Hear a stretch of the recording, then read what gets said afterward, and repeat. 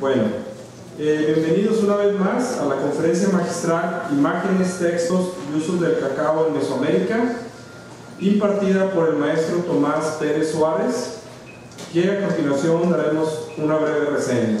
El maestro Tomás Pérez Suárez es arqueólogo egresado de la Escuela Nacional de Antropología e Historia, con maestría en estudios mesoamericanos, Facultad de Filosofía y Letras de la UNAM. Es investigador en el Centro de Estudios Mayas del Instituto de Investigaciones Filológicas de la UNAM. Ha impartido cursos, ponencias, conferencias sobre olmecas, mayas y otros pueblos de América precolombina en distintas instituciones culturales, educativas o de difusión, y ha participado en eventos académicos nacionales e internacionales. Cedemos la palabra aquí al maestro Tomás Pérez, y muchas gracias por acompañarnos aquí en este Festival del Cacao al Chocolate, la presencia del Estado de Tabasco aquí en, vamos a decir, en los 3 museos, ¿sí? Muchas gracias.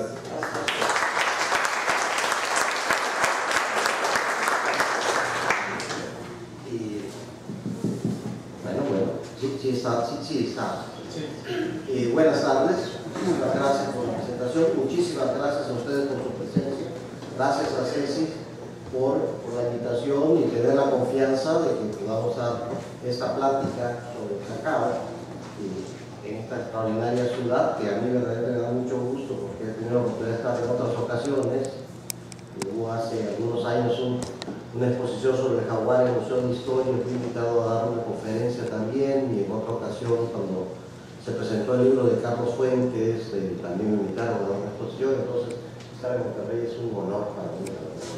Bien, yo les voy a hablar sobre el cacao desde el punto de vista prehispánico, y he titulado a mi trabajo Imágenes, Textos y Uso del Cacao en Mesoamérica, pero les puse un título antes: Oro Aromado.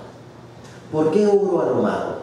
Porque ustedes saben que el cacao en la época prehispánica, especialmente, al menos donde tenemos mejores referencias, es el momento de contacto, en tiempos mexicas, en tiempos de los aztecas, de que se usaba como moneda, ¿sí? Pero era una moneda que al mismo tiempo era alimento, ¿sí? Y el aroma del cacao es inconfundible. Y un compositor tabasqueño, Manuel Arrazola Hernández, conocido como el Choco Tabasqueño, tiene una canción donde se refiere a Tabasco como tierra del oro armado. Y se me hace que ese título es una de las metáforas más bellas que hay para referirse a las características del cacao. Bien. Y prácticamente el cacao es un árbol tropical, necesita mucha humedad, tierra caliente, y sobre todo necesita sombra. Crece a la sombra de otro árbol que conocemos como cacao guanache. Tenemos referencias muy tempranas, como en las relaciones histórico-geográficas de Tabasco, donde nos dice: en tiempos de la gentilidad, los de esta provincia de Tabasco, el tributo que a Moctezuma daban era cacao, la moneda que han usado y usan desde la antigüedad, y así pagan hoy del cacao su tributo a sus encomenderos. Es decir, que ya entrada la colonia, aún se seguía usando el cacao como moneda, ya no para pagar el tributo a Moctezuma, sino a los encomenderos españoles. Y Francisco Hernández, el médico de Felipe II, nos deja una extraordinaria descripción de la planta, y sobre todo él nos registra la palabra cacahuacuahuitl, de cuahuitl, que es árbol, y cacao, que es árbol de cacao. Y por prácticamente 2 siglos Europa conoció a esta planta con ese nombre. Tenemos que esperar hasta el siglo XVIII, cuando Carlos Linneo, el gran taxonomista que creó el binomio para designar a todas las plantas y animales de todo el mundo para no confundirlos, le puso Theobroma cacao. Ese es el nombre científico de la planta, y crea esta palabra de Theobroma con la raíz griega de Teo, que es Dios, y broma, que es alimento. Ya desde ese momento él bautiza el cacao como el manjar de los dioses, la comida de los dioses, justamente dándonos la importancia, o sea, señalando la importancia que tenía esta planta. Les decía que el cacao crece a la sombra de un árbol que generalmente conocemos como cacahuananche, pero es una corrupción. La palabra correcta es cacahuanantzin. La palabra nantzin en náhuatl significa madre, y es la madre del cacao. Y el doctor Rus, que mañana nos hablará de la parte colonial, nos dice: era tal el valor de esta semilla que llamaban minas a las plantaciones de cacao. ¿Sí? En un extraordinario libro que se llama Tabasco Histórico, Memoria Vegetal. Y aquí tenemos la plantación de cacao con los árboles más delgados. Los árboles más delgados son justamente los del cacao, y los troncos más gruesos son los que le producen sombra al cacao. Este va a ser interesante porque el simbolismo prehispánico que va a tener el cacao, a diferencia del maíz con el cual hace una dupla, es de que el maíz es diurno, ¿sí? Y el cacao se asocia más con lo nocturno, con el inframundo, porque el crecer en la sombra tiene esa connotación justamente de no ser una planta tan solar, sino una planta de la umbra, de la sombra. Como árbol de cacao se usan muchas especies. Generalmente el Gliricidia sepium, que es el que más usado, que se conoce como cocoíte o cacahuananche, que de pronto se puso de moda champús y cremas de cacahuananche para las imágenes.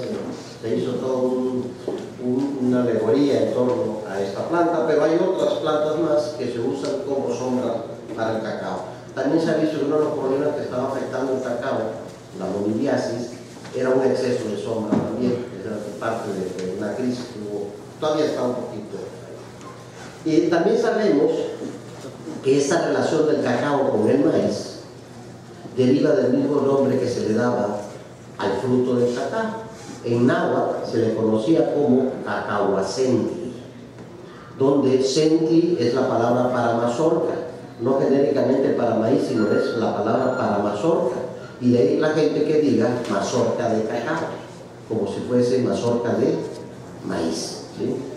Y a las semillas en sí se les llama cacahuatl. ¿Sí? Es interesante esta designación de cacahuatl porque seguramente algunos de ustedes han oído esa expresión cuando dicen me vale un cacahuate. ¿Sí?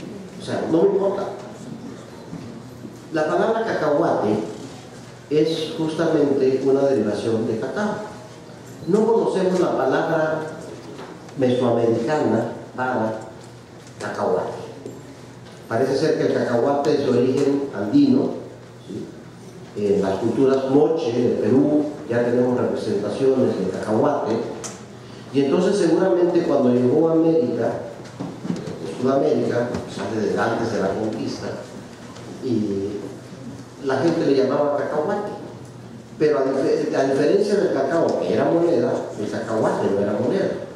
Y por eso cuando la gente dice, no es lo mismo decir, me vale un cacao, que así me importa, si me interesa, decir, me vale un cacahuate. Un cacahuate no me interesa, o sea, de ahí viene esta expresión. Y era el nombre de las semillas, cacahuate. ¿Sí?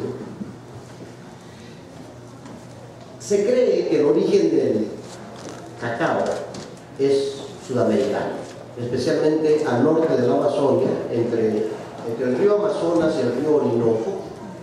Ahí tenemos la mayor diversidad de género Theobroma, tenemos 20 especies distintas. En Mesoamérica solamente tenemos 2 especies: el Theobroma cacao, que es el cacao cultivado, y el Theobroma bicolor.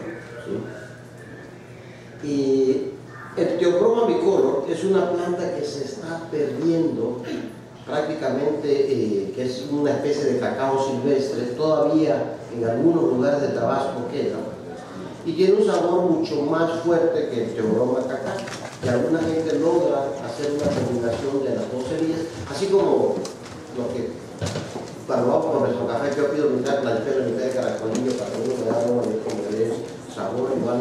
Alguna gente se hace estas combinaciones con el patache, que es una planta se está perdiendo justamente por la poca demanda que tiene.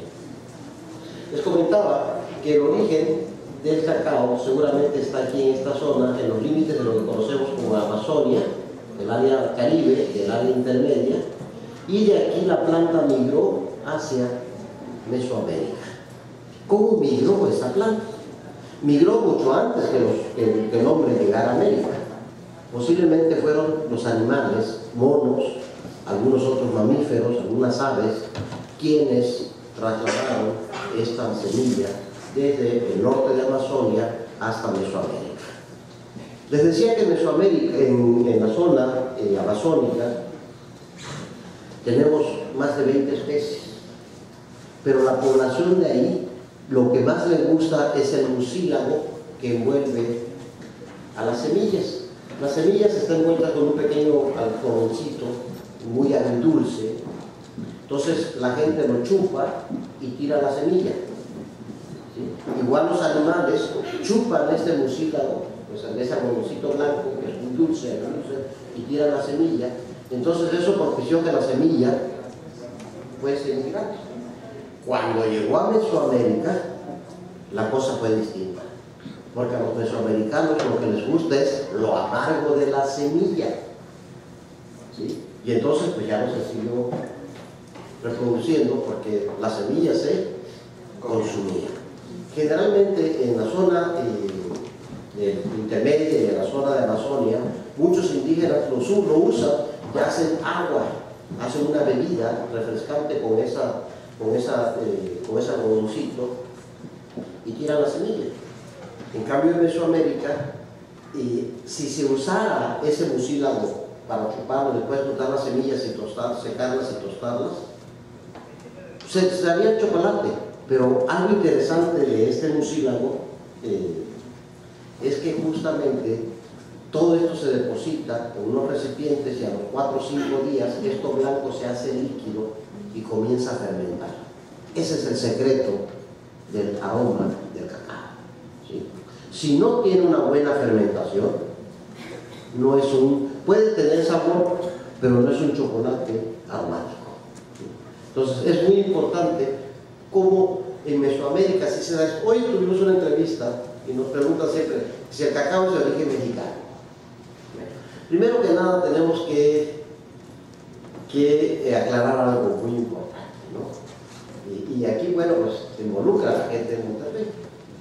Ni todo México es Mesoamérica, ¿sí? Ni todo Mesoamérica está en México.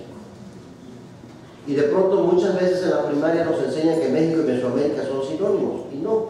Mesoamérica es una delimitación cultural, pero que obedece a tiempos precolombinos. Y es un área donde se llegó a ciertos niveles culturales distintos a otras partes del continente americano, y justamente esta diferenciación es lo que permite dividir América al menos en 20 áreas culturales, ¿sí? Y de hecho, ustedes estarían, y me da gusto encontrarme con este museo, que no lo conocía, justamente con esta zona que se llama Noreste de México y Texas, que es la conexión entre las grandes praderas, las culturas del Mississippi y Mesoamérica. Pero el cacao realmente es originario de esta parte de Mesoamérica, no del centro, porque no crece en tierras altas, ¿sí?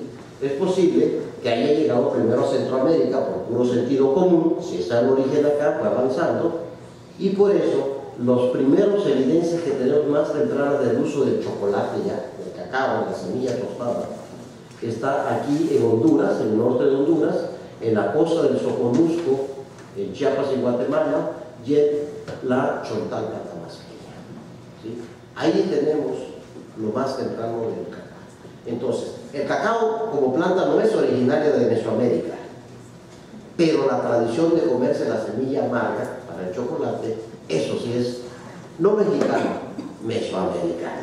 Olvidemos de esos pruritos de nacionalismo de dónde llega México, Guatemala, Belice y Honduras, porque perdemos la imagen real de esta área cultural. Los monos jugaron un papel muy importante en la expansión de esta planta, y quizás los mayas estaban muy conscientes de esto, y tenemos muchas y nutridas imágenes de los monos asociados con el cacao.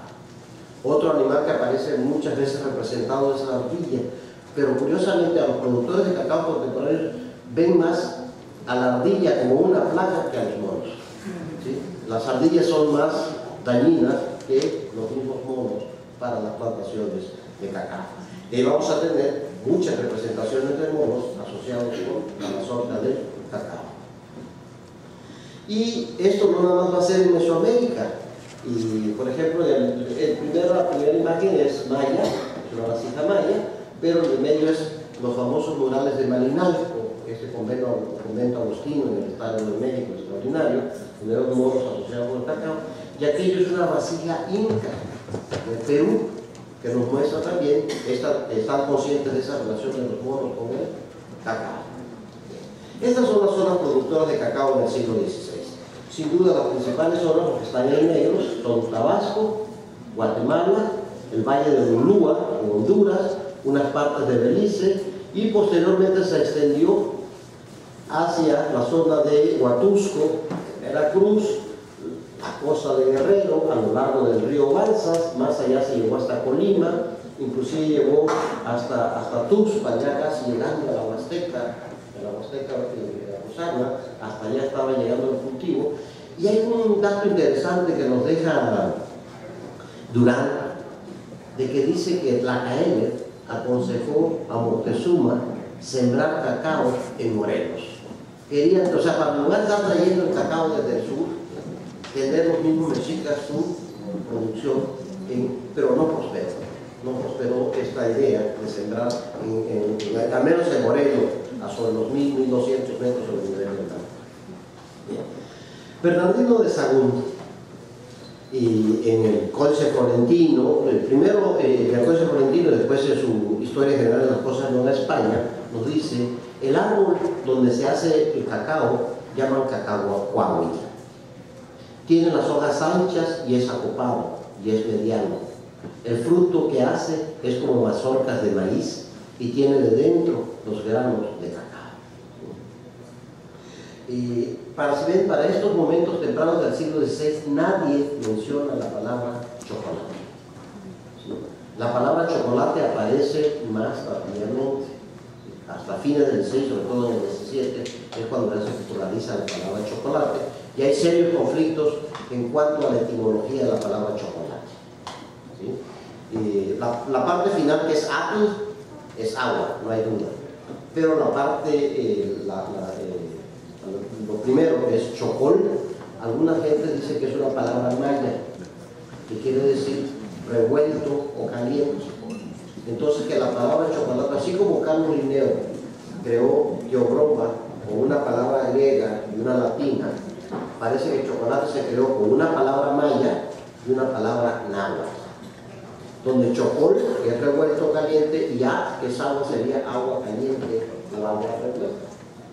Dice Sofía Cohn y Michael Cohn, que han publicado unos trabajos, los primeros trabajos más extensos del chocolate, dice que esto fue un poquito por pudor de los españoles, porque si ponían cacaatl iba a parecer agua de excremento, no usar otra palabra, ¿no? O sea, la palabra caca, o sea, con cacao, podría confundir y podría llevar a pensar esto, que de hecho fue una impresión que le dio a mucha gente cuando veían aquello.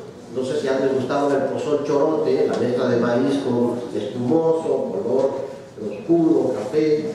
Entonces, si le ponían cacato, iba a parecer agua de aquello. ¿Sí? Entonces, prefirieron cambiarle por el cacao por chocolate. ¿Sí? Y de ahí se crea esta palabra de chocolate. Bien. Aquí tenemos justamente la mazorca verde, partida. Y aquí un momento en que se está sacando los granos, vean todo eso blanco, es el mucílago, es ese algodón que envuelve al cacao, a la semilla del cacao, y es lo que mucha gente usa, lo chupa, lo degusta, hace aguas frescas con ellos. Pero si tú le quitas eso blanco y después pones a secar la semilla y a tostarlo, va a tener sabor, pero no va a tener aroma. Necesitamos que ese mucílago blanco, a los 4 o 5 días se deshace y se hace como un líquido, y eso fermenta, y eso es lo que hace que el cacao sea aromático. Y una vez que ya se fermentó el cacao, 5 o 6 días dura el proceso de fermentación, hay que secarlo al sol. Y entonces en el patrón de asentamiento de la arqueología, sabemos que muchas casas que están relacionadas con la producción de cacao tienen enfrente un gran patio, un piso donde se va a secar el cacao. Este es extraordinario, este grabado de 1562 de Girolamo Benzoni, que nos dice manera de secar las semillas del cacao en su historia del Nuevo Mundo, y vemos ahí cómo el árbol del cacao aparece con la palabra cacahuate. ¿Vean cómo se está confundiendo el cacao con cacahuate? Ya desde estos momentos se está dando esta relación de cacao-cacahuate, y aquí el secadero, así es como se secan las haciendas productoras de cacao de Tabasco. Y me encontré esta foto extraordinaria de un pueblo en el Alto Magdalena, en Colombia, donde la comunidad usa el atrio de la iglesia para secar su cacao. Entonces cada montón, cada círculo de eso es de una familia específica que lleva a ese espacio amplio a secar su cacao. Bien, una vez que se secó al sol, viene el proceso del tueste, ya tostado, después se quiebra, se le quita la cascarilla y ya prácticamente está listo para molerse. Deben de recordar que el chocolate o las bebidas de cacao que se tomaban en época prehispánica no se usaba leche, ¿no? Leche de vaca o de cabra, ¿no? Tampoco se usaba azúcar. La caña de azúcar es originaria de África y entra hasta el siglo XVI. Se endulzaba con miel, pero no con miel de abeja apis, la abeja italiana, sino con miel de abeja melipona, una abeja que no tiene aguijón, característica y originaria de América. Esa es la forma de tomar las bebidas de cacao. Por supuesto, se combinaba con muchos otros productos, como veremos más adelante. Francisco Hernández, regresando otra vez al médico de Felipe II, dice: dicha bebida, hecha de semillas de cacao, sin agregarle ninguna otra cosa, sirve para templar el calor y mitigar los ardores a los enfermos de gravedad, así como a los que sufren destemplanza cálida del hígado o de alguna otra parte.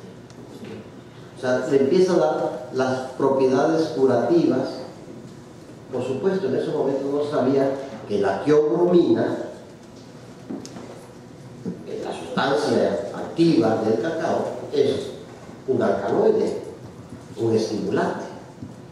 Y por eso cuando la gente padece de depresión, o sea, está muy deprimida, come chocolate, se anima. Y por eso no es recomendable dar a los niños chocolate después de las 5 de la tarde. Bueno, se pueden dormir, ¿no? Con cuchillones, o sea. Porque justamente, además de aparte la teobromina, tiene nicotina también, ¿sí? O sea, tiene varios otros alcaloides, y por eso es una planta estimulante, es una planta, es un producto estimulante. Bien, este grabado me encanta. Neptuno, ahorita que veníamos de aquí a la Macroplaza, la fuente de Neptuno. Neptuno recibe el cacao de América, una alegoría de una América que está entregándole el chocolate a Neptuno, y Neptuno va a atravesar todo el Atlántico para llevar a Europa el cacao, ¿sí? Entonces es una alegoría muy bonita, porque era tanto el valor que se le estaba dando ya en el siglo XVII y XVIII, y que se pone así a Neptuno, el dios del mar, que es el que lleva el cacao desde América hasta Europa para el servicio de las cosas, ¿sí? El Códice Florentino, y también Sahagún, en su historia general de las cosas de Nueva España, dice: y acabando de comer, luego sacaba muchas maneras de cacao, hechos muy delicadamente: cacao hecho con miel de abejas, cacao hecho con huaynacaxtli, orejuela. Huaynacaxtli es la palabra correcta, seguramente muchos han oído la palabra Guanacaste o Guanacaste. La palabra Guanacaste es una corrupción de Huey Nacaxtli, ¿sí? Donde Huey es grande en náhuatl y Nacaxtli, oreja, es el orejón, ¿sí? Que es como se le llama a este árbol en náhuatl. cacao hecho con vainilla tierna, cacao hecho colorado, bermejo, anaranjado, negro o blanco. Y dábamos en unas jícaras porque se veía. Este bermejo, este colorado, el uso del achiote también para condimentar el cacao. Mucha gente no se imagina que la vainilla sea un gusto mesoamericano. Se lo imagina más bien de la repostería europea, francesa, pero no piensan que la gente de aquí tuviese ese gusto por ese sabor tan predilecto. De hecho, la palabra vainilla es que cuando los españoles vieron esto, dijeron, Dios, ¿qué es esto? Parece una vaina, pero no es tan grande, es una vainilla. Y le pusieron vainilla. La palabra vainilla viene de una vaina. El nombre náhuatl es mucho más poético. Trilsochi. Trilsochi, que quiere decir flor negra. ¿Sí? En Totonaco se le conoce como sanat.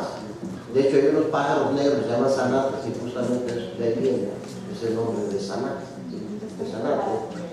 Y también Girolamo Francesco Gemelli, Giovanni Francesco Gemelli Carelli, en su viaje a la Nueva España, nos deja 3 productos relacionados con esta bebida: cacao, vainilla y maguey. El maguey no porque era un curado de pulque de cacao, ¿no? Sino el aguamiel se endulzaba con aguamiel. ¿Sí? El aguamiel se usaba como endulzante para preparar esta bebida de cacao. Y ahora, como conocemos las tinturas de vainilla, ¿no? Que afortunadamente se regresó otra vez. O sea, la producción de vainilla tuvo una gran caída cuando se empezó a hacer vainilla artificial, la famosa vainillina, que resultó un cancerígeno despiadado. ¿Sí? Y que, por favor, cuando compren vainilla, vean que no diga vainillina, ¿sí? Que diga vainilla. ¿Sí? Y es una forma de regresar otra vez al cultivo de la vainilla. Está volviendo a tomar auge, porque con esto de que todo se hace sintético ya, se estaba desplazando la producción de vainilla natural. Bueno, y me encanta Francisco Hernández. Seguramente eso fue lo que más le encantó a Felipe II. Por eso en el Palacio Real de Madrid, la gran Polaria que tienen ahí, dice: la propiedad de la bebida compuesta con pimienta, hojuela y vainilla es excitar el apetito venéreo. ¿Sí? Lo simple refresca y nutre grandemente. O sea, si no quieres refrescar, pues tómalo sin nada. Pero si quieres excitar el apetito venéreo, échale pimienta, échale hojuela, échale vainilla, y entonces vas a tener resultados extraordinarios. Esta es la pimienta gorda, o pimienta de la tierra, o pimienta dulce, que conocemos como nombre científico pimienta dioica. En náhuatl se llama socosochi, es la flor agria. Y en maya se llama nabacuc, es el nombre que se le da a la pimienta de la tierra. Y allá está el guanacaste, la semilla de guanacaste. Vean por qué se llama guanacaste o hueynacashli o pich en maya. Y curiosamente pich también es oreja, porque el fruto parece una oreja. No sé si quienes conozcan este fruto, pero es un aroma fuertísimo. O sea, no me imagino tomar chocolate con semillas de guanacaste, pero debe haber sido una bebida muy preciada, porque lo mencionan los cronistas, que se combinaba. Y ahorita poca gente lo toma. En una ocasión, una persona de Guerrero me dijo que en Guerrero sí lo usan. La tuestan, la semilla y la huelen y se la mezclan en chocolate. Otro producto que se le aderezaba al chocolate, al cacao, era el achiote. Ustedes saben que el achiote no da sabor. ¿Sí? El achiote solamente da olor. ¿Sí? Mucha gente cuando compra sus tabletitas de recaudo de adobo, o sea, lo que da sabor es el comino, el clavo, la pimienta y todo lo que sea, pero el achiote en sí lo único que da es, el achiote no da sabor. Sin embargo, todavía en Chiapa de Corzo, hay una bebida muy espumosa que se llama tascalate, que es una especie de bebida de maíz molido con cacao y achiote, que es una bebida roja que te deja todo rojo. Tascalate. Y también desde el siglo XVIII ya estaba dándose cuenta de que se padecía del ataque de las plantas, las polillas se afectaban, y actualmente la moniliasis ha causado gran estrago en las plantaciones, y al menos la conferencia o el discurso que dio el gobernador en la cuarta Feria del Chocolate el año pasado hizo el comentario de que parece ser que había dado ya con la clave, que era un exceso de sombra lo que estaba afectando a las plantaciones de cacao, y que retirar un poco de sombra podía ayudar a combatir este hongo de Monilia florei. Bueno, es interesante y algo muy importante para entender la iconografía prehispánica, la forma en que se da el árbol, el fruto en el árbol. Las flores son muy diminutas, ¿sí? Son flores muy diminutas, ¿sí? Y cuando están las mazorcas pequeñas, tradicionalmente en Tabasco le llaman chilillos, ¿sí? Y ya cuando llega a crecer la mazorca, pero vean del tamaño de la mazorca, los chilillos ya la flor. Es muy interesante entender esto porque en las representaciones iconográficas prehispánicas muchas veces nos damos cuenta que es cacao por la forma en que está dispuesto el fruto de esa planta, ¿sí? También no todas las formas de las mazorcas de cacao son similares. Hay varias formas, hay la que llama arboleta, calabacillo, amelonado y el pundiamor. El pundiamor creo que solamente los tabasqueños lo entendemos. No sé si alguien conoce el pundiamor.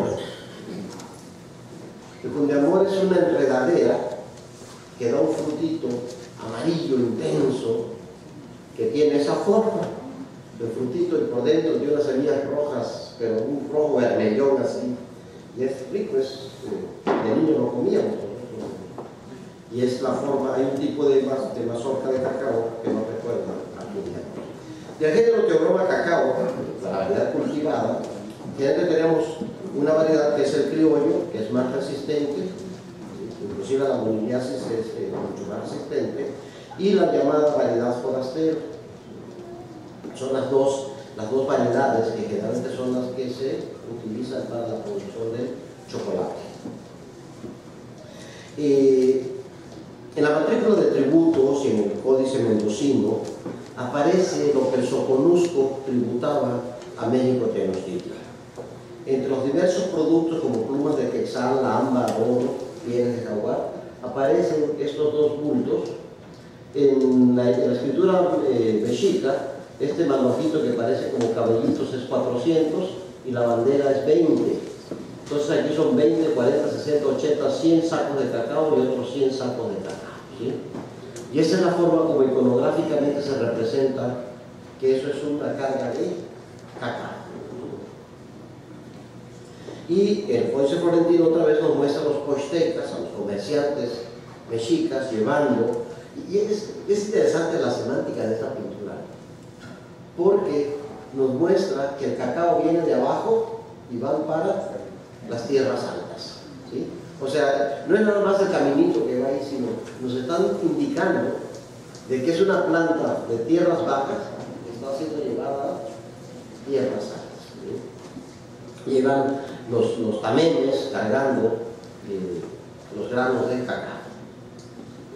Esa es la forma en que se movía la principal de las otras productoras de cacao en Mesoamérica. Posiblemente en el periodo clásico, en las tierras bajas centrales del área maya, que es donde tenemos el mayor número de representaciones y de referencias al cacao, pero ahí no se produce tanto cacao.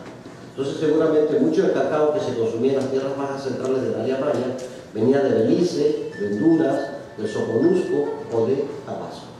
Y ya en tiempos posclásicos, para el altiplano central, para los mexicas, llegaba también desde estos puntos el cacao. Pero lo más seguro que al altiplano quizás llegó desde épocas preclásicas, pero es hasta Teotihuacán cuando tenemos evidencias ya seguras de que el uso del cacao en el altiplano central. Es posible que, bueno, comentando con el doctor Luzama, estaba diciendo que anoche estaba yo revisando y me encontré unas representaciones de unos peces de un sitio que se llama Suapilco, del centro de México, que posiblemente tenga que ver con la palabra cacao, como veremos más adelante. Bien. Diego de Landa, en la relación de las cosas de Yucatán, nos dice que hacen del maíz y cacao molido una manera de espuma muy sabrosa con que celebran sus fiestas y que sacan del cacao una grasa que parece mantequilla y que de esto y del maíz hacen otra bebida sabrosa y estimada. Si ya degustaron el chorote, es eso, ¿sí? Justamente lo que nos está describiendo. Y aquí ya vemos en una vasija del periodo clásico tardío, una vasija maya, vemos al gobernante sentado y enfrente de él una vasija con una bebida espumosa. Esa bebida espumosa es una bebida de cacao, ¿sí? Y aquí un plato con tamales y su salsa roja encima de los tamales. En el códice Nutro, un códice mixteco, también tenemos aquí la escena donde el gobernante llamado Ocho Venado Garra de Jaguar se está casando con la señora 13 serpientes y ella le está otorgando una vasija con una bebida espumosa. Es interesante que en estos códices mixtecas, cuando la bebida espumosa es blanca, es pulque. Pero cuando la bebida es café, es bebida de cacao. Estoy evitando usar la palabra chocolate, ¿sí? Estoy evitando porque realmente, insisto, ningún texto prehispánico dice chocolate. Dice su fresca bebida de cacao. Y hay muchos términos que desgraciadamente no tenemos la traducción, pero que en la escritura jeroglífica aparece el nombre de la planta. De entrada sabemos, por esas dos imágenes anteriores, que les gusta la bebida por ser espumosa. ¿Cómo se logra la espuma? Que sea espumoso. Por mucho tiempo conocíamos este tipo de vasijas del periodo preclásico tardío, clásico, que les llamábamos asas vertederas, y pensábamos que la función era nada más para verter. Ahora se tiene la hipótesis de que esas asas vertederas servían para soplarle y que borbotoneara y entonces hacía espuma la bebida que estaba contenida en estos recipientes, ¿sí? Entonces sabemos que esta es una de las formas de producir espuma en la bebida de cacao. También sabemos, Sagún nos dice, la que vende cacao hecho para beber, muélenlo primero, mezclándose con maíz cocido, y así molidas y mezcladas le echan agua en algún vaso. Conviene saber que se cuela, después de colado, se levanta para que chorree y con esto se levanta la espuma. Entonces en este vaso, este es el dibujo que nos deja Sagún en el Códice Florentino, donde una mujer está vaciando chocolate.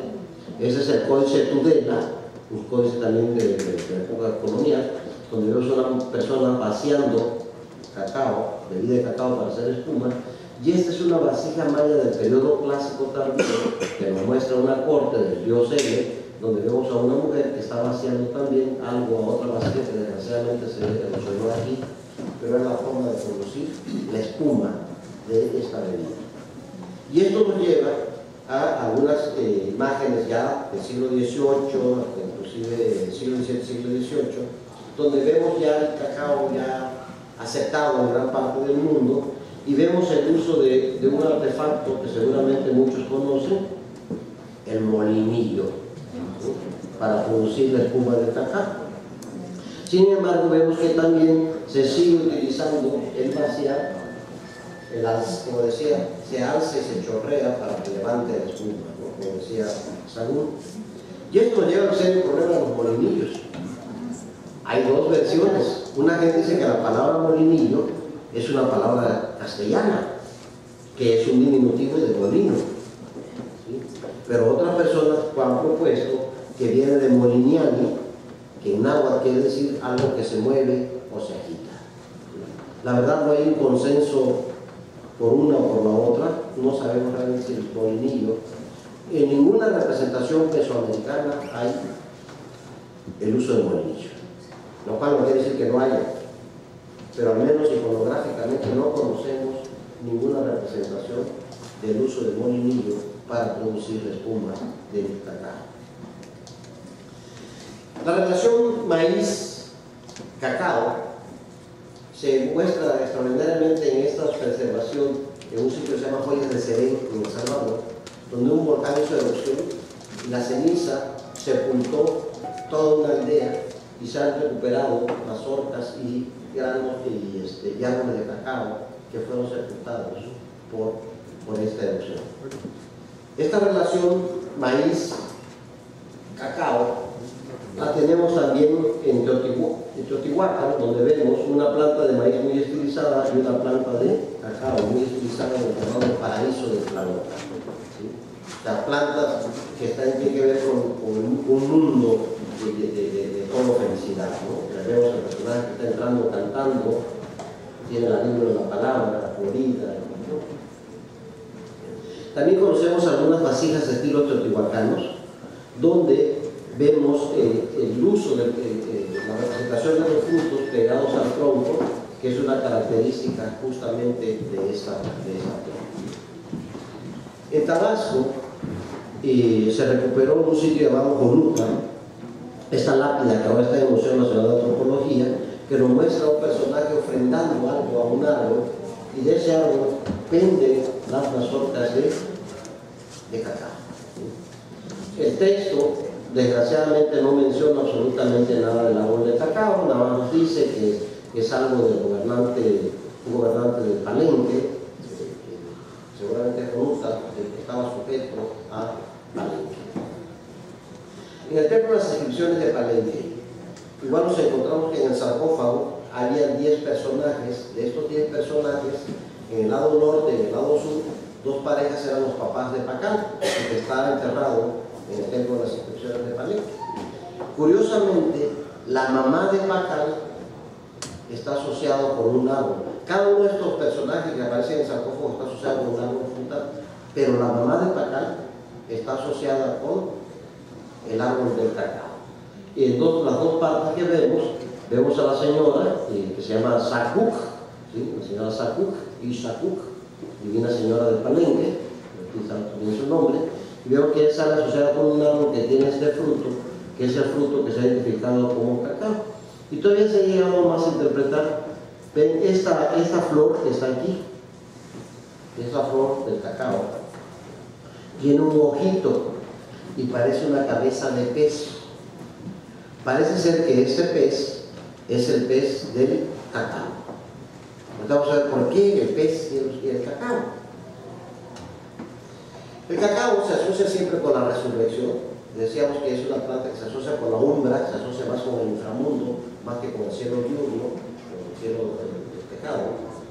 Y en esta vasija también del periodo clásico temprano del área maya, vemos toda una ceremonia funeraria, el muerto aquí abortajado, de todos los parientes llorando, como plañideras están llorando, pero en esta otra parte vemos la resurrección. Aquí está el esqueleto, vemos la resurrección del muerto en forma de un árbol, y es un árbol de cacao, ¿sí? Este vaso es extraordinario porque el dios Ele, que es un dios del inframundo, está recibiendo de Cahuil. Cahuil es el dios de la tormenta, es el dios de las simientes, es el dios de la fecundidad. Entonces Cahuil le está presentando el árbol de cacao al dios Ele, que siempre tiene un séquito de señoras que lo atienden. Inclusive aquí hay una que está muriendo, seguramente está muriendo,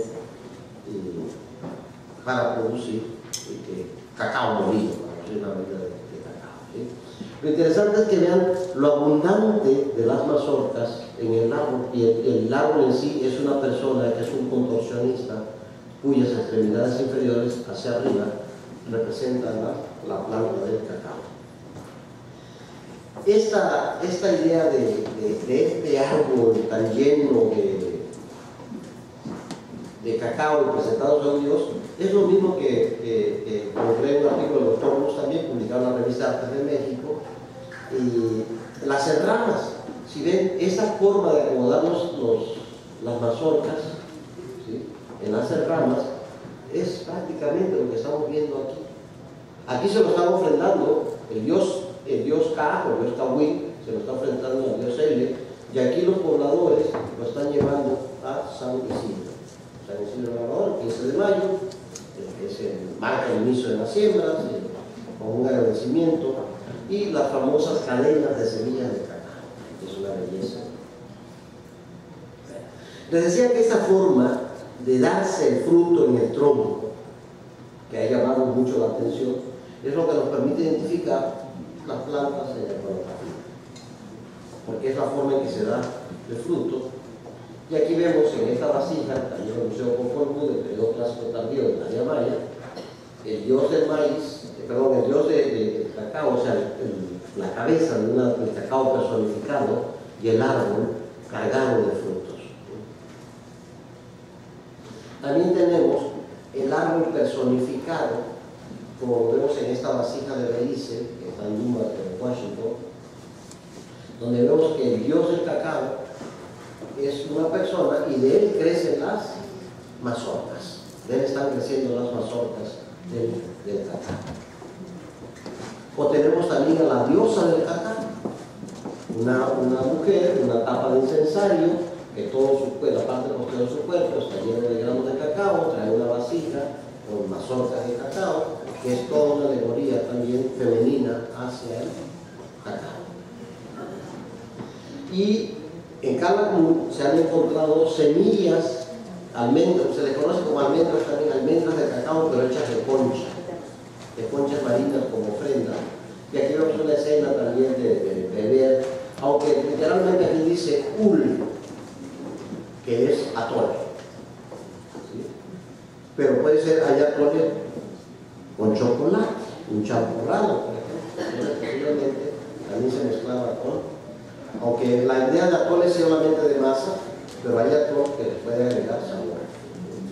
Yo recuerdo cuando estábamos enfermos en el estómago, nos daban atole con pimienta gorda para el estómago. Tenemos incensarios donde tenemos también esquematizada la mazorca del cacao, el pan. Y en el Baúl, en Guatemala, vamos a encontrar el cacao creciendo del cuerpo de un jaguar sacrificado. Y en Chichén tenemos esto también del mismo estilo, muy estilizado, pero sabemos que esto es cacao. En Cacaxtla, en el centro de México, fíjense, aquí lo podemos encontrar. ¿Se acuerdan que les comenté del códice florentino, donde van los tamemes llevando las cargas de cacao y llevando tierras francas a tierras altas? En Cacaxtla, en el templo rojo, vemos al famoso dios Etle, ese dios del inframundo que les había dicho, que trae un cacaxtle, una carga de productos, seguramente debe traer cacao, y hay una escalera que lo va a llevar al altiplano central. O sea, el cacao llegando a las tierras bajas del Choconusco, de la Chotalpa tabasqueña, llegando a Tlaxcala, con la cacaxtle. Por supuesto, la gente del altiplano no conocía muy bien las plantas, pero sí sabían que había un maridaje entre el maíz y el cacao. Y entonces representa la planta del maíz con sus mazorcas en forma de cabeza y la planta del cacao como una planta de maíz. Solamente que se va a diferenciar porque los frutos son las mazorcas del cacao, a diferencia de las cabecitas que suelen aparecer en la planta del maíz. En Tajín también tenemos el famoso relieve del árbol, y se ha interpretado que por la forma en que están estos frutos en el tronco, sea un árbol de cacao. En el códice Feyerabad-Mayer tenemos el centro de los 4 rumbos del cosmos. A cada rumbo del cosmos un árbol asociado. Y vemos que en el sur, que es esto que tenemos aquí, está un árbol que tiene mazorcas de cacao. Otra vez desde el altiplano central se le está dando el origen hacia el sur, al sureste de México, de donde está creciendo el árbol del cacao. ¿Por qué sabemos que aquí es el sur? Porque de este lado está el disco solar, que seguramente es el este, donde sale el sol. Y de este lado hay 2 mujeres, que es el Cihuatlampa. Sabemos que el pensamiento mesoamericano, desde donde amanece a mediodía, es la parte masculina del cosmos, y del mediodía hacia donde se oculta el sol es la parte femenina. Por eso en la costa del Pacífico vamos a encontrar Cihuatlán, Cihuatepec, Cihuatanejo, Siwa es mujer, que es el lugar de la parte femenina del cosmos. Va a ser difícil encontrar un lugar que se llame Siwa del lado del Golfo, porque de ahí sale el sol y la parte masculina. Entonces, gracias a eso sabemos que el cacao está ocupando la región sur del cosmos. Llegamos al Códice de Madrid. Creo que de todos los ejemplos que hemos visto, lo que menos se parece a un árbol de cacao es este. ¿Sí? Pero aquí aparece otra cosa. Ahí dice que es cacao. Esa es la forma en que se escribe cacao en la escritura jeroglífica maya en los códices. Dos especies de peine, que en realidad son dos aletas de un pez. ¿Sí? Entonces, esa sílaba es K. En el famoso alfabeto de Diego de Landa, que no es un alfabeto, sino que es un silabario, porque la naturaleza de la escritura jeroglífica maya es silábica, aparece esta sílaba K, como la letra K, pero realmente es K más AK. Entonces, si lo duplico es KK, y esta es la palabra, la sílaba Gua, y nos da cacao, que era la palabra como se llamaba en maya al cacao. Ya posteriormente se españolizó después del náhuatl al cacao, ¿sí? Pero originalmente así aparece escrita en los códices. Eso se lo debemos a Jerónimo Burí, que en 1973 se dio cuenta de que allí en este seno se están sacrificando 4 deidades, que estos como gramos aquí, si no tuviésemos la lectura de cacao, no pensaríamos que sean las orcas de cacao. Pero los 4 ejemplos se dice que se trata de cacao. O sea que están sacrificándose sobre las orcas de cacao. Igual aquí tenemos a Cha, que es dios de la lluvia, de una deidad de la guerra, diciendo de entró el cacao al dios de Cha y buena será la cosecha.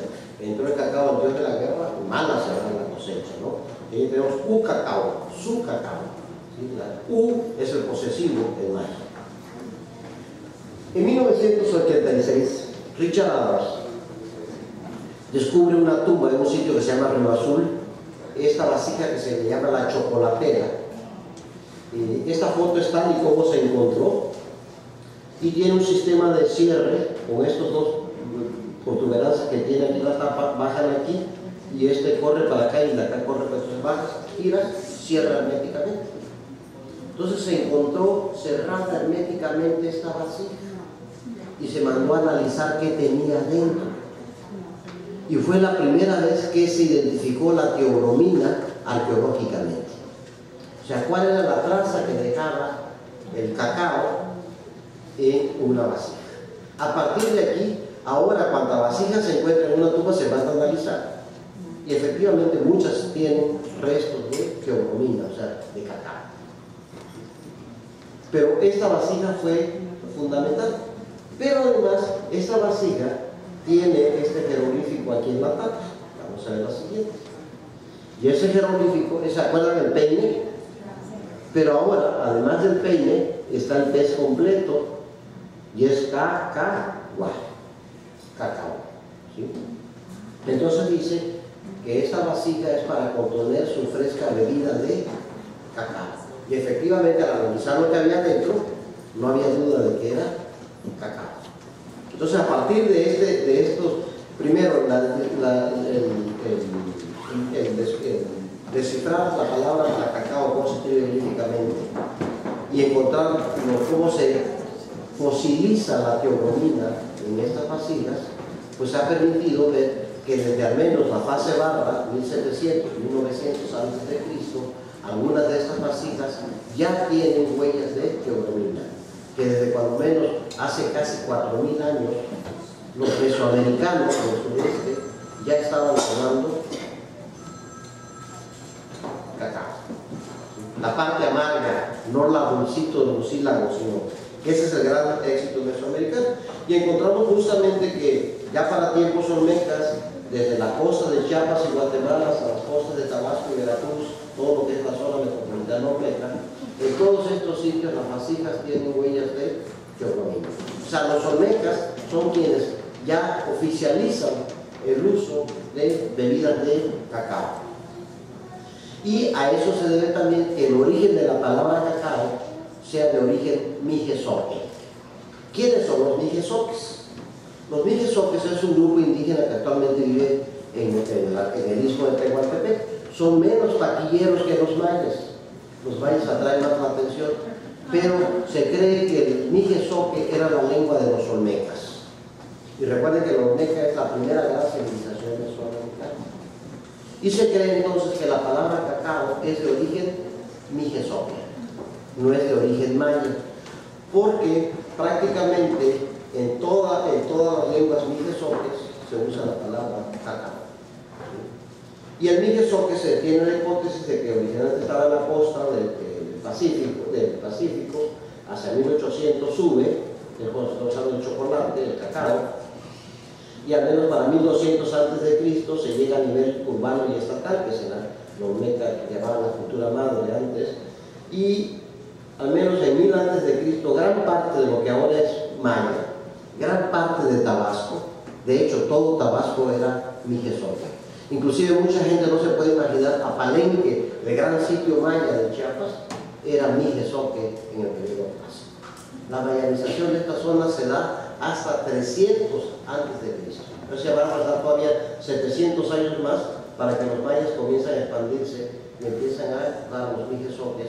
Y entonces gran parte de Tabasco y de Chiapas, que antes era mijezoque, se vuelve maya. Pero la palabra cacao, según los estudios de los lingüistas, viene desde el mijezoque, desde la poblada, por los mijezoque, que es cacao, pasa a lo de Piomeca, a los soquianos, a los mijianos y a todas las lenguas actuales, mijezoques, todas usan la palabra cacao. Entonces seguramente la palabra cacao le pasó a los mayas de los mijezoques o de los olmecas, en estos momentos. Desde 1973, y me estoy ajustando a la hora, pero igual una hora, voy a hacerlo más largo, pero estoy... Desde 1973, Michael Poe encontró algo que llamó una secuencia primaria estándar. En prácticamente todos los vasos mayas encontraba una inscripción en todo el borde. Entonces, ¿dónde empieza la lectura? Si la inscripción es circular.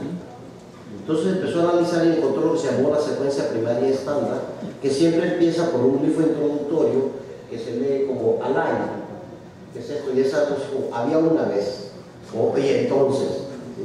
Pero así sucedió. Entonces viene eso, y después viene un verbo que tiene que ser el verbo tabais, que es dedicar. Después viene la palabra para vaso, cómo se escribe vaso, y siempre aparece la palabra para cacao. Entonces dice, y entonces fue dedicado su vaso para su fresca bebida de cacao de fulanito de tal. Viene, ¿qué es? ¿Quién lo dedica? ¿Para qué es ese vaso? Y gracias a la secuencia primaria estándar, pues ahora sabemos, por ejemplo, formas del verbo dedicar, tabay, que si bien es un pie que está como subiendo una escalera, es dedicar, es ofrecer algo, ¿sí? Y la forma fonética, en medio, y la forma pictográfica como el dios N, el dios Pahuatún, que es el sostenedor del cosmos, ¿sí? Y eso todo funciona como el verbo tabay o tabí, que fue dedicado, se dedicó. Y esta es la palabra para vaso. Cuando es plato, dice ulak, lak es plato, pero cuando es vaso es yuki, uki. Entonces, todas esas son formas de escribir vaso. De cualquiera de estas formas se escribe vaso. Y estas son distintas formas de escribir cacao. ¿Sí? Vean, los códices del posclásico con los que Robin Osborne logra escribir cacao, prácticamente en el periodo clásico la escritura era mucho más rica, mucho más elaborada. Y vemos que en la chocolatera de Río Azul sí está la K y el guá, pero el pececito, ¿no? Pero igual aquí vamos a encontrar que muchas veces cuando aparecen dos puntos, eso es un indicador de que hay que duplicar la sílaba. Entonces hay un pez, pero como hay dos puntos, entonces hay que decir caca, porque la palabra maya para pez es kai, y es el principio, lo que se llama el principio rebus, de una imagen se toma el sonido. Entonces de kai, que es pez, sale la sílaba K, ¿sí? Y doble K, KK, más la sílaba Gua, nos da cacao. Por el principio de silabología se elimina la vocal final y ya nos queda cacao. En los textos encontramos muchas referencias a bebidas de cacao. La palabra cacao no tenemos problema, la tenemos muy clara. Pero muchas veces hay algo previo, como dice Yukip Taj cacao, su vaso para cacao. Yukip Tashi, su vaso para su puro. Yukip Tashi cacao, para su puro cacao. Yukip Tayutal cacao, no sé qué cosa es yutal. ¿Sí?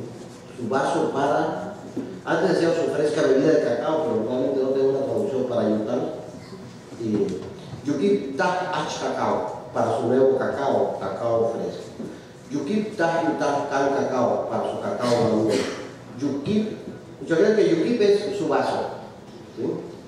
Su vaso para su bebida de algo de cacao, pero ese algo no sabemos qué es. Puede ser pinole, puede ser atole, puede ser tascalate, puede ser chorote, puede ser todas esas combinaciones que se hacen del cacao con bebidas, ¿sí?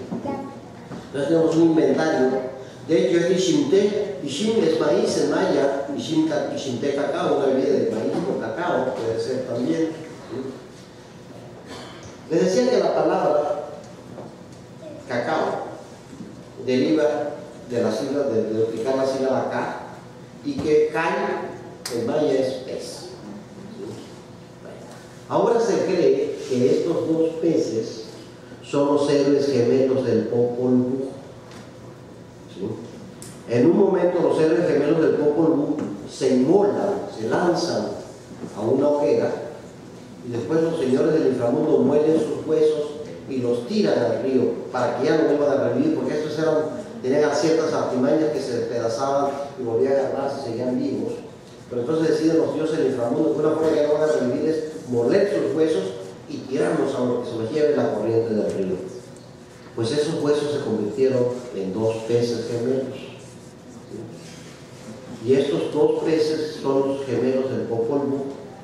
Y la sílaba Gua tiene que ver con retoño o germinación. Entonces, literalmente, cacao quiere decir la germinación de los peces. Pero no es cualquier pez, sino son los peces gemelos que son los bagres, el catfish, el grupo, el gato. Porque es un pez que no tiene escama, sino que es liso como la piel de los humanos. De ahí viene toda esta relación de los peces, de que en muchas vasijas aparecen estos peces, que son los bagres, y siempre son dos pares, o en esta otra, donde entre los mayas hay un símbolo parecido al tanto por ciento, la diagonal y los dos puntos, que significa muerte. Entonces aquí la diagonal estaría representada por el ave acuática, que es un cormorán, y los dos peces serían los dos puntos y nos da el símbolo de muerte. Nos están marcando que eso está ocurriendo en el inframundo, por eso el fondo negro del vaso, porque está en la oscuridad de la noche o en la oscuridad del inframundo. Y aquí cuando vemos al dios del maíz, al dios padre de los gemelos, que está a punto de la resurrección, está siendo atendido por mujeres que lo están vistiendo, y no falta la pareja de los dos peces que están acompañando a su padre para que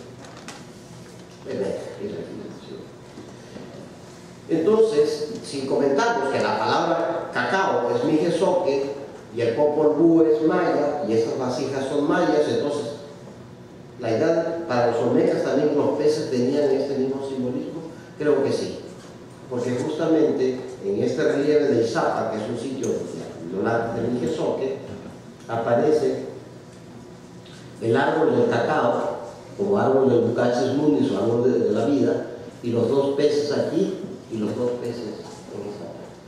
Yo lo que me comentaba al principio, que había comentado todos, cuando me puse a revisar esto, me puse a revisar la iconografía del altiplano central y de sitios olmecas, y me encontré que en algunos platos de Suapilco, hay un Tlapacoya en el centro de México, están los dos peces, los peces gemelos.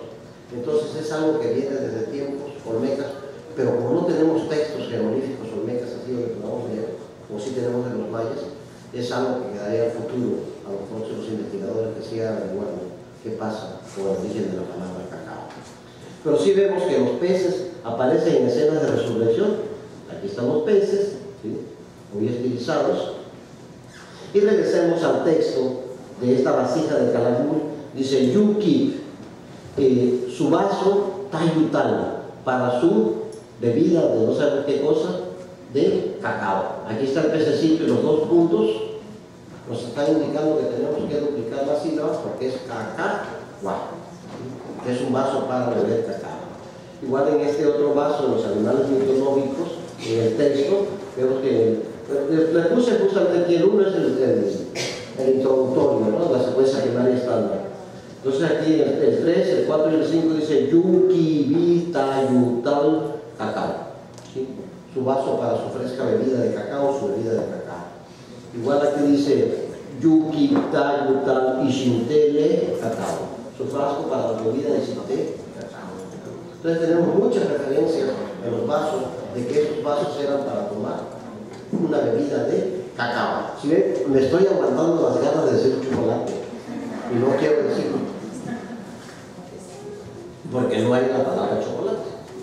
Estos tres vasos se le atribuyen a un mismo pintor, o al menos a un mismo escribano o a la misma escuela, porque vean la forma en que escribió cacao en los tres vasos.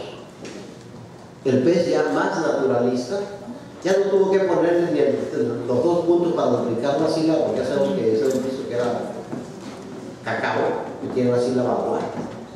Y el primer vaso está firmado, conocemos el autor, se llama Ahmad Shah, este pintor. Y en el panel 3 de Piedras Negras vemos una escena a la ciega, en medio de los personajes, una vasija, y el texto aquí nos dice que tomaron una bebida de cacao enchilado, ¿sí? O sea, sabemos por las fuentes también que el cacao se mezclaba con chile. Ahora no sé si han visto, están haciendo chiles cubiertos con chocolate o jitomates cubiertos con chocolate. Se está regresando otra vez a todos estos gustos. Quizás es bueno, hay que experimentar con el guanacaste, hay que experimentar con la pimienta gorda y regresar a buscar todas estas variedades de gustos que había y de sabores que producía el cacao. Y termino con esto de la relación histórica y geográfica. Se tenía por costumbre, especial los indios chotales, no comer sino solo beber, y se comían muy poco y vivían una vida que se hace de la moneda suya, que es el cacao. Y esta es una imagen que el contraste entre lo prehispánico y lo colonial, el placer de pecar, ¿no? Esta imagen de estos religiosos gordos por exceso de comida y de tomar tanto chocolate. Muchas gracias.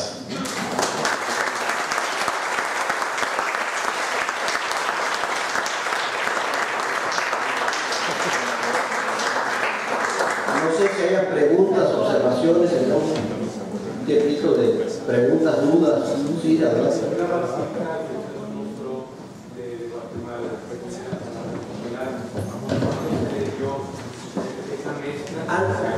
No, es que esa vacía se le llama arbitrariamente la chocolatera, pero el texto no dice chocolate. No dice chocolate. Quizás a fines del 16, principios del 17 comienza a aparecer la palabra chocolate. Los primeros textos del siglo XVI, ninguno menciona la palabra chocolate.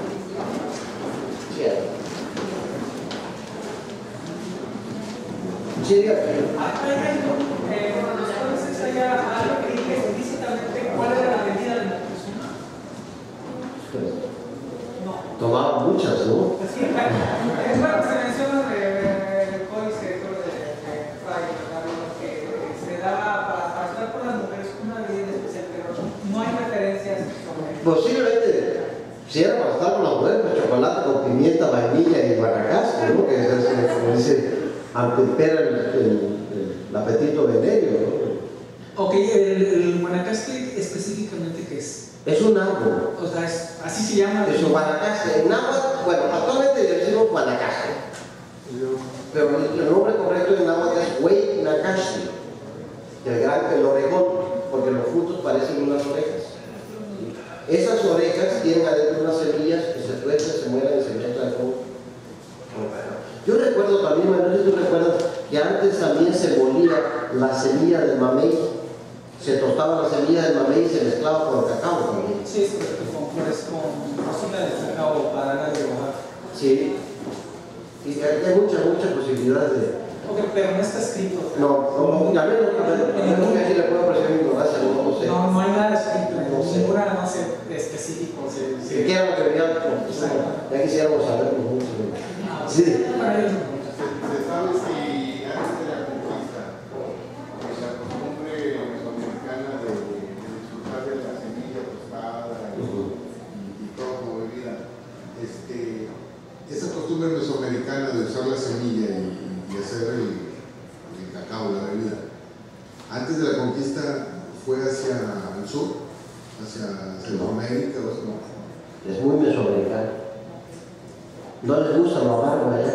En cambio, los mesoamericanos prefirieron lo amargo. Es hasta después de la conquista que ya se lleva el gusto del chocolate para Sudamérica. Sudamérica y Europa. Sí, sí. Pero antes no. Pues muchísimas gracias.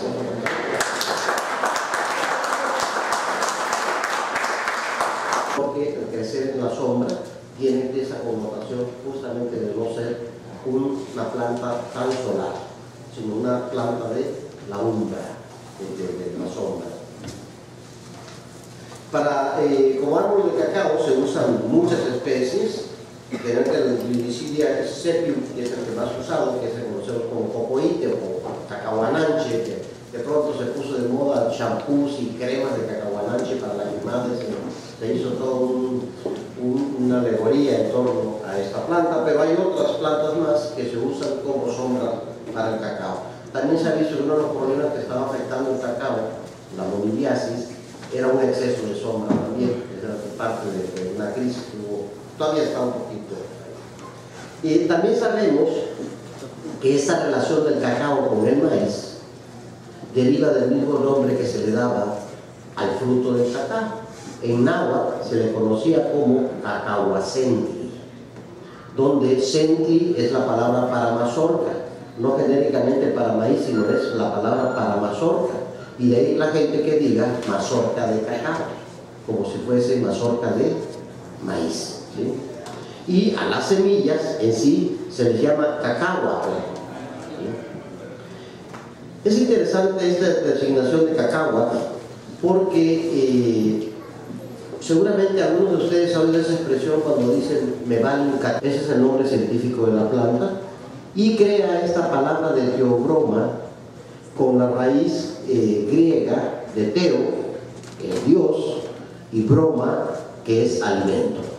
Ya desde ese momento él bautiza el cacao como el manjar de los dioses, la comida de los dioses, justamente dándonos la importancia, o sea, señalando la importancia que tenía esta planta. Les decía que el cacao crece a la sombra de un árbol que generalmente conocemos como cacahuananche, pero es una corrupción. La palabra correcta es cacahuanantzin. La palabra nantzin en náhuatl significa madre y es la madre del cacao. Y el doctor Rus, que mañana nos hablará de la parte colonial, nos dice, era tal el valor de esta semilla que llamaban minas a las plantaciones de cacao. ¿Sí? En un extraordinario libro que se llama Tabasco Histórico, Memoria Vegetal. Y aquí tenemos la plantación de cacao con los árboles más delgados. Los árboles más delgados son justamente los del cacao y los troncos más gruesos son los que le producen sombra al cacao. Este va a ser interesante porque el simbolismo prehispánico que va a tener el cacao, a diferencia del maíz con el cual hacen una dupla, es de que el maíz es diurno, ¿sí? Y el cacao se asocia más con lo nocturno o el inframundo. El cacao es un árbol tropical, necesita mucha humedad, tierra caliente y sobre todo necesita sombra.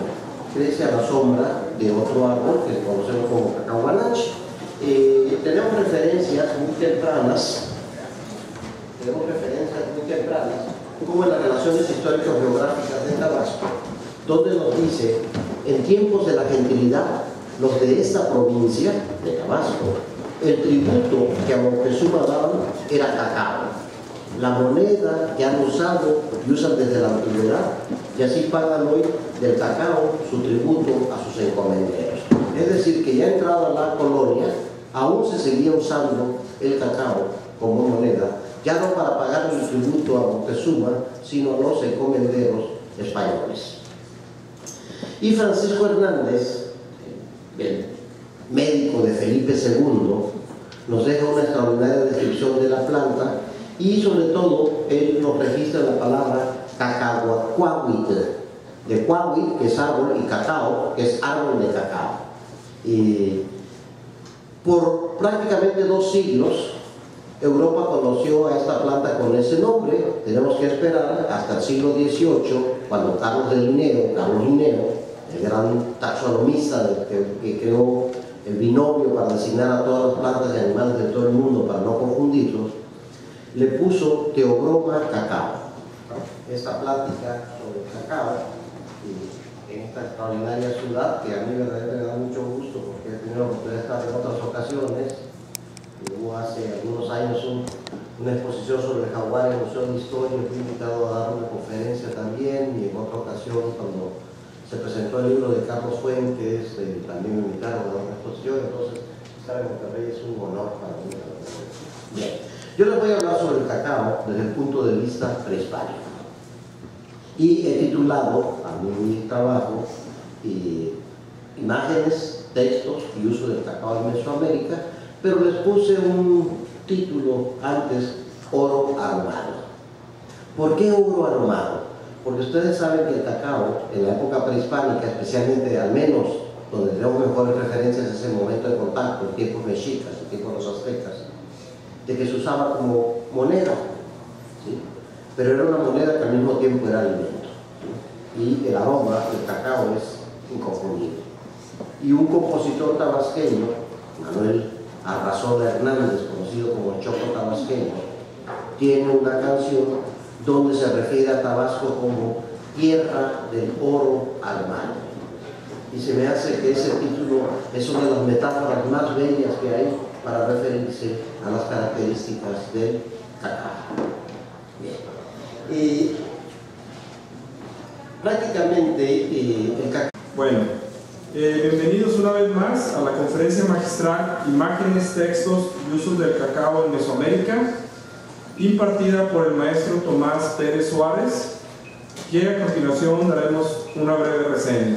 El maestro Tomás Pérez Suárez es arqueólogo egresado de la Escuela Nacional de Antropología e Historia, con maestría en estudios mesoamericanos, Facultad de Filosofía y Letras de la UNAM. Es investigador en el Centro de Estudios Mayas del Instituto de Investigaciones Filológicas de la UNAM.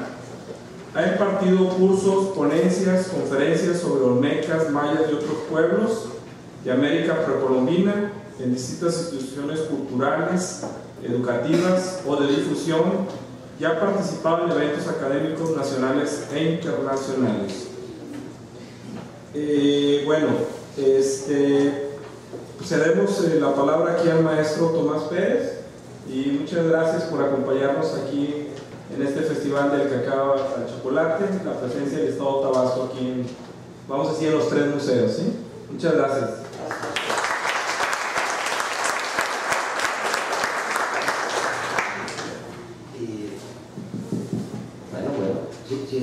Sí está. Buenas tardes, muchas gracias por la presentación, muchísimas gracias a ustedes por su presencia, gracias a Ceci por la invitación y tener la confianza de que podamos dar